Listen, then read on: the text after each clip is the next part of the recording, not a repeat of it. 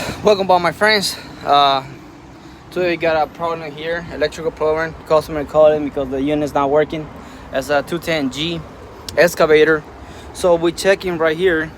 We already disassembled everything from here, and then we check that switch. That switch is aftermarket. So let me try this switch. Let me try the switch. It's on, but nothing on the screen. So that switch aftermarket is not gonna work for John Deere. Probably it's working for a few days, but at the end of the day it's gonna be just mess it up. I'll be back. Let's see, we got the original part. This is the part number you have.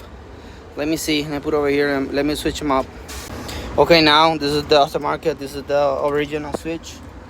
Let me switch on, and you see the screen? It's working. So this is the original.